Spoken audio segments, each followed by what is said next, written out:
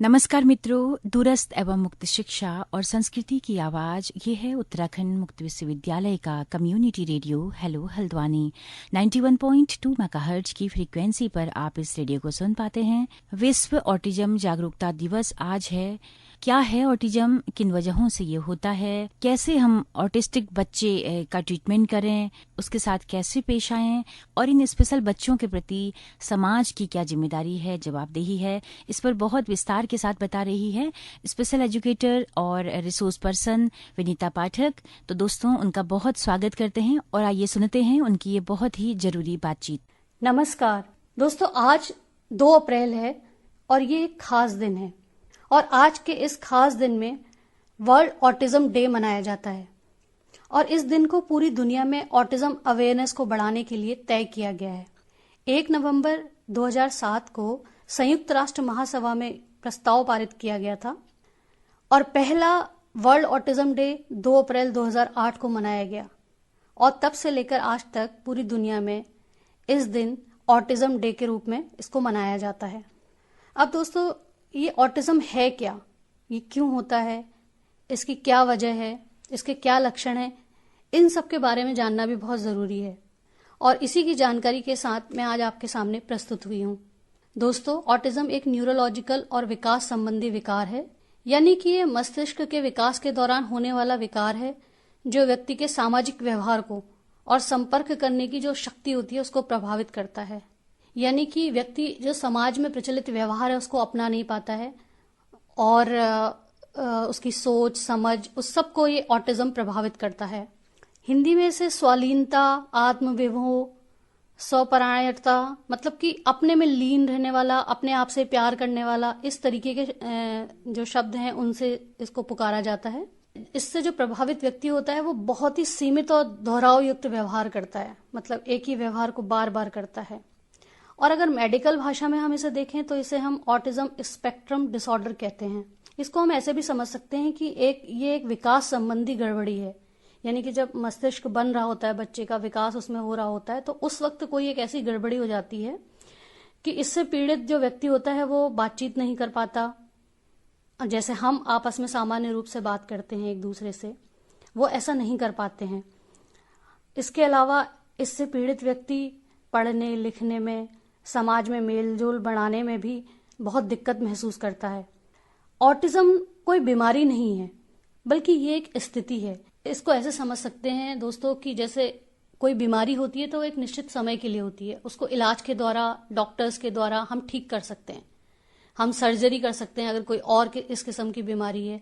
लेकिन ऑटिज्म एक ऐसी स्थिति है जो एक बार होने के बाद जिंदगी भर आपके साथ चलती रहेगी। जो भी ऑटिस्टिक व्यक्ति है उसके साथ वो जिंदगी भर चलती रहेगी, उसका कोई इलाज संभव ही नहीं है। हालांकि अभी तक मेडिकल साइंस में भी ऑटिज्म के बारे में बहुत कम जानकारी है और इसका कोई कंप्लीट इलाज भी अभी तक उपलब्ध नहीं हो पाया है। और वहीं ऑटिज्म से जो पीड़ित लोग होते हैं वो भी अलग अलग किस्म के होते हैं। ऐसा नहीं कि एक लक्षण जो एक व्यक्ति में दिख रहा है वही लक्षण दूसरे व्यक्ति में भी पाया जाएगा। तो अलग अलग व्यक्तियों में अलग अलग लक्षण हमको दिखाई देते हैं। और वैसे तो सामान्य तौर पर अगर ऑटिज्म है किसी को तो वो नौकरी भी कर सकता है और परिवार और दोस्तों के साथ मेल मिलाप बात करने में सक्षम भी होता है, लेकिन कई बार इसके लिए उन्हें दूसरों की मदद लेनी पड़ती है। और वहीं कुछ ऑटिस्टिक लोग ऐसे भी होते हैं जो जिन्हें पढ़ने लिखने में भी परेशानी होती है, जिन्हें बोलने में काफी दिक्कत होती है। इसके विपरीत कुछ ऑटिस्टिक लोग ऐसे होते हैं जो पढ़ने लिखने में बहुत तेज होते हैं। मान लो कि कोई ऑटिस्टिक बच्चा गणित में बहुत तेज मिलेगा, कोई बहुत अच्छी ड्राइंग बनाता होगा, कोई संगीत में बहुत अच्छा होगा। बहुत सारी स्किल्स भी हो सकती हैं और नहीं भी हो सकती हैं। तो हर व्यक्ति में अलग अलग लक्षण पाए जाते हैं। लेकिन परिवार, टीचर्स, दोस्तों और समाज के सहयोग से बच्चे नई स्किल्स सीख सकते हैं, सीखने में सक्षम होते हैं और एक समय ऐसा आता है कि जब वो सीखते सीखते बिना किसी सहारे के अपने सामान्य कामों को कर सकते हैं। जबकि कुछ स्टडीज में ऐसा भी देखा गया है कि जो डायग्नोसिस होता है या जो इंटरवेंशन ट्रीटमेंट होता है उसकी मदद से ऑटिस्टिक बच्चे ज्यादा अच्छा व्यवहार करने लगते हैं, वो नई स्किल्स ज्यादा जल्दी सीखने लगते हैं, जिससे वो अपना जीवन बेहतर बना पाते हैं।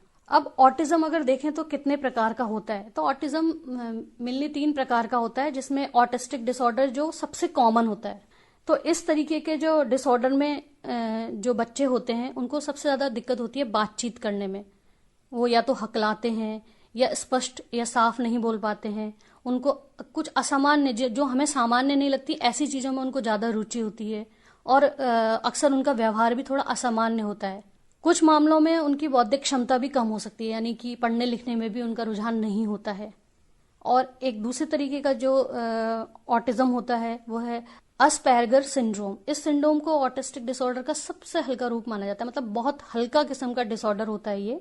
और इस सिंड्रोम से जो पीड़ित व्यक्ति हैं वो कभी कभार अपने व्यवहार में अजीब दिखते हैं कि अचानक से कुछ ऐसा करते हैं जिससे हमें लगता है कि ये सामान्य नहीं है, लेकिन वो कभी कम होता है, बहुत ज्यादा अक्सर नहीं होता है, बहुत कम ऐसा देखने को मिलता है।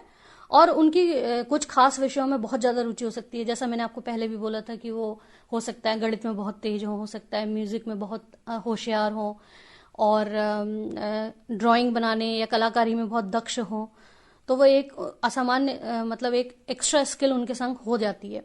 और तीसरा जो डिसऑर्डर होता है वो परसेसिव डेवलपमेंट डिसऑर्डर होता है, और इस तरीके का जो ऑटिज्म है वो बहुत कम परिस्थितियों में देखने को मिलता है।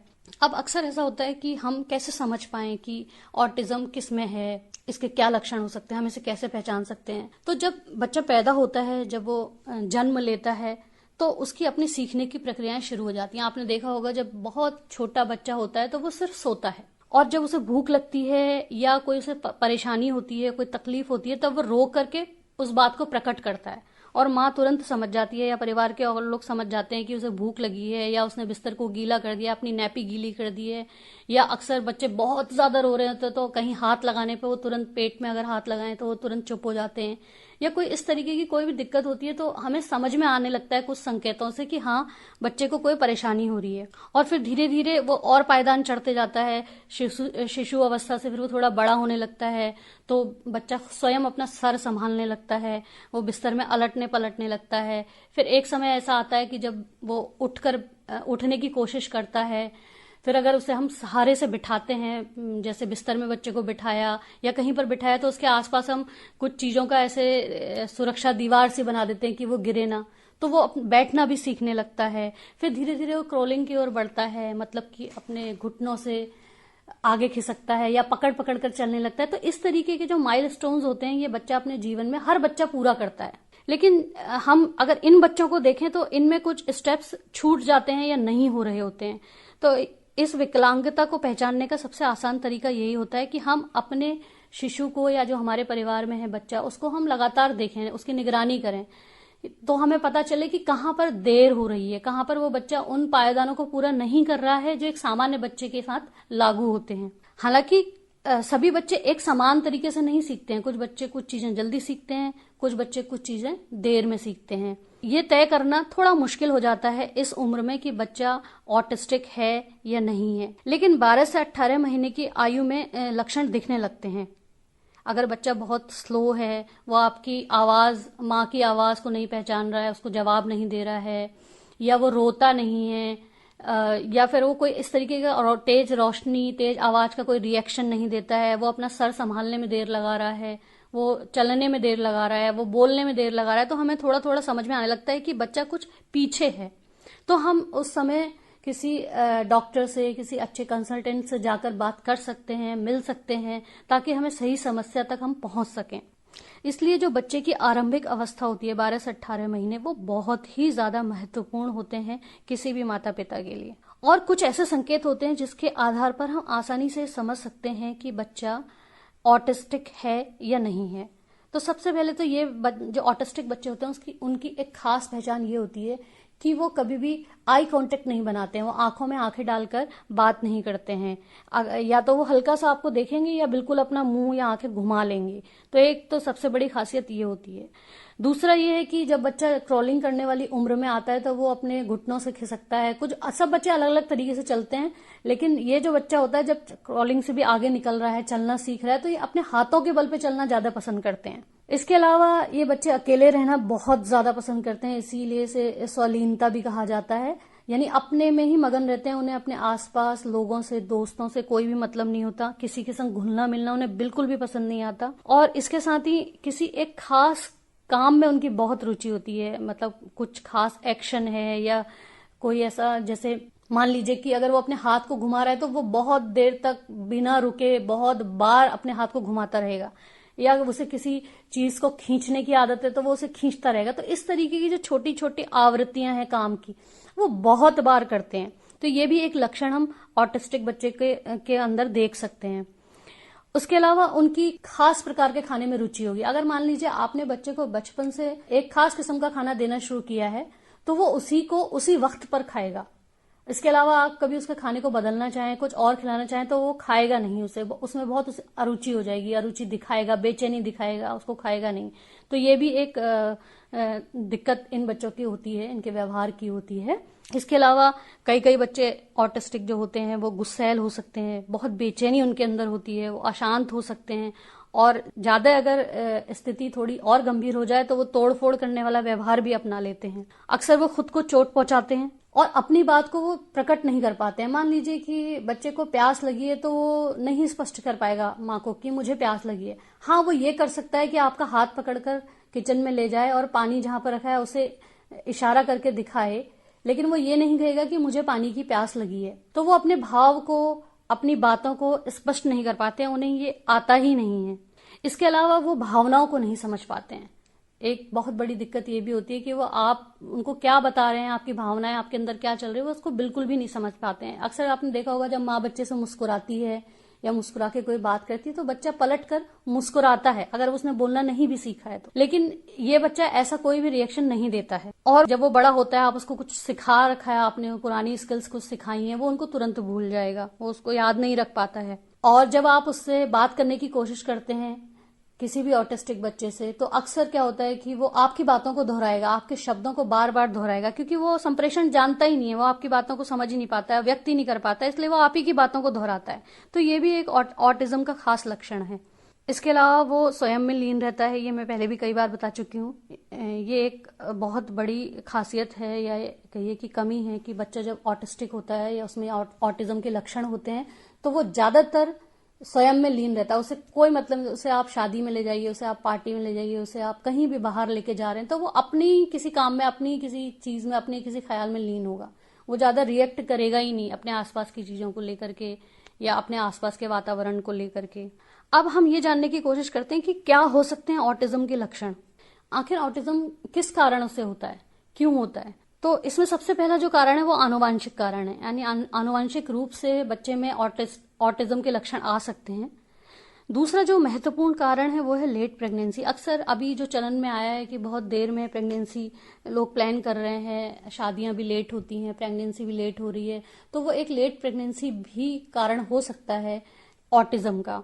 और समय से पहले जब बच्चे हो जाते हैं, प्री मेच्योर बेबी अगर है, तो हो सकता है कि उसका मानसिक जो न्यूरोलॉजिकल डेवलपमेंट है वो ठीक से नहीं हो पाया है, वो समय से पहले ही हो गया तो बहुत कमजोर हुआ है, तो ये भी एक कारण हो सकता है ऑटिज्म का। इसके अलावा कुछ बीमारियां हैं जैसे ट्यूबरस स्क्लेरोसिस से पीड़ित हैं अगर, तो भी बच्चा जो है ऑटिस्टिक हो सकता है। प्रेगनेंसी के समय में कुछ ऐसी दवाइयां खाई गई हैं जिनका साइड इफेक्ट हुआ है, उसकी वजह से भी ऑटिस्टिक हो सकता है बच्चा।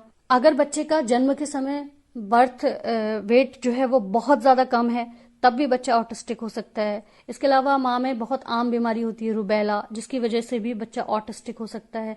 तो ये कोई एक स्पष्ट कारण नहीं है कि हम कहें कि केवल इस वजह से बच्चा ऑटिस्टिक हुआ है।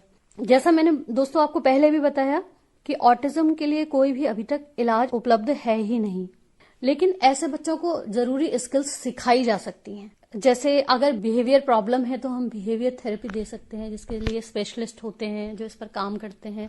तो अगर अर्ली इंटरवेंशन हो, जल्दी ही हमें इस बात का पता लग जाए कि बच्चा ऑटिज्म से पीड़ित है, तो हम उसको बिहेवियर थेरेपी दे सकते हैं, जिसके द्वारा उसके व्यवहार में सुधार लाया जा सकता है, वो सामाजिक व्यवहार सीखने के योग्य बन सकता है। वैसे तो इसका कोई मेडिकल या क्लिनिकल इलाज संभव नहीं है, लेकिन क्योंकि एक पहलू ये भी ऑटिज्म का है कि बच्चा बहुत ज्यादा अशांत होता है, बेचैन होता है, गुस्सैल हो जाता है, तो इसके लिए हम कुछ मेडिसिन का सहारा ले सकते हैं। कुछ दवाइयां ऐसी डॉक्टर्स बच्चे को दे सकते हैं या ऑटिस्टिक लोगों को, व्यक्तियों को दे सकते हैं, जिससे उनकी बेचैनी और उनकी जो घबराहट है या उनके अंदर जो डिप्रेशन आ जाता है, जो जुनूनी व्यवहार उनके अंदर हो जाता है, उसको कुछ हद तक कम किया जा सकता है कुछ दवाइयों की मदद से।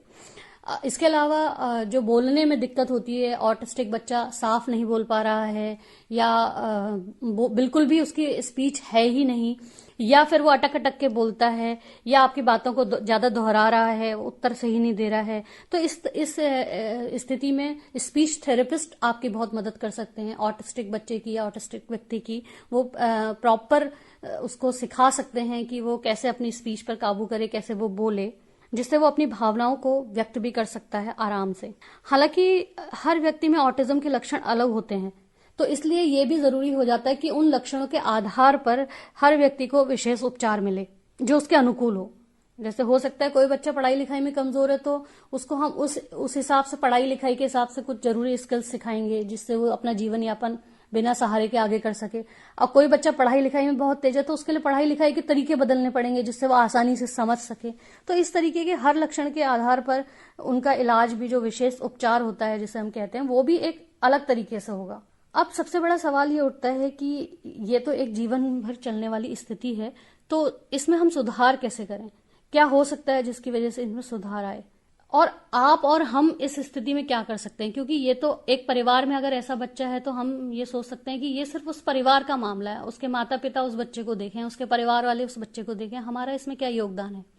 लेकिन दोस्तों, वर्ल्ड ऑटिज्म डे मनाया ही इसलिए जा रहा है कि सारी दुनिया में सारे समाज के लोग इस बात को समझें कि ऑटिस्टिक बच्चों के साथ कैसा व्यवहार होना चाहिए, उनके साथ किस तरीके से हमें पेश आना चाहिए जिससे कि वो भी एक ससम्मान जीवन बिता सकें। क्योंकि हम एक समाज में रहते हैं और ऑटिस्टिक व्यक्ति भी इसी समाज का हिस्सा हैं, तो उनके प्रति हमारी भी कुछ जिम्मेदारियां हो जाती हैं।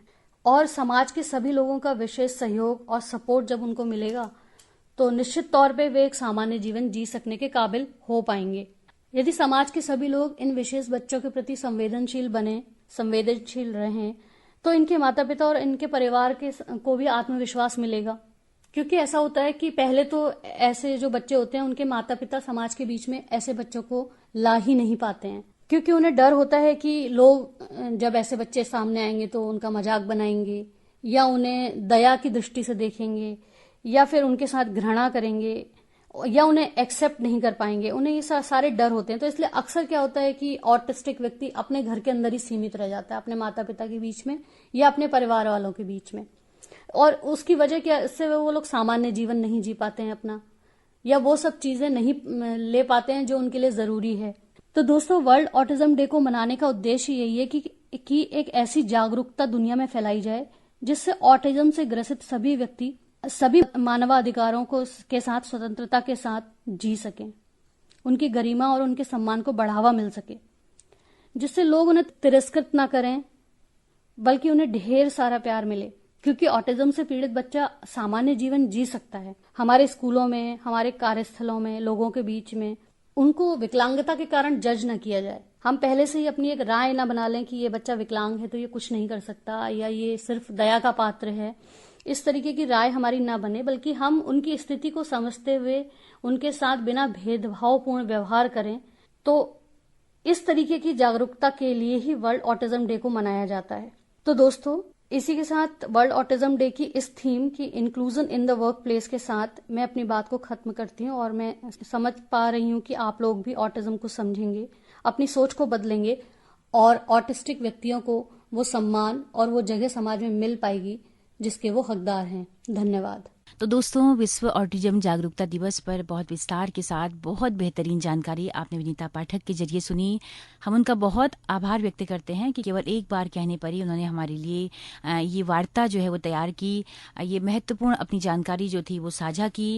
विनीता पाठक बहुत अरसे तक स्पेशल एजुकेटर के तौर पर एक स्पेशल स्कूल में काम कर चुकी हैं। तमाम सारे स्वयंसेवी संस्थाओं में रिसोर्स पर्सन के तौर पर वो काम करती हैं।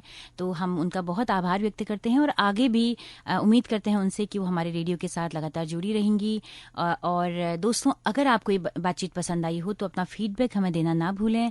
जैसा कि हम बताते हैं कि हमारा जो रेडियो है वो एक सामुदायिक रेडियो है जिसकी पहुंच रेडियो में केवल हल्द्वानी शहर तक है। लेकिन अगर आप दूर दराज पहाड़ों में या देश के किसी भी हिस्से में इस रेडियो को सुनना चाहते हैं तो आप हमारे यूट्यूब चैनल के जरिए, हमारे फेसबुक पेज के जरिए इन कार्यक्रमों को सुन सकते हैं।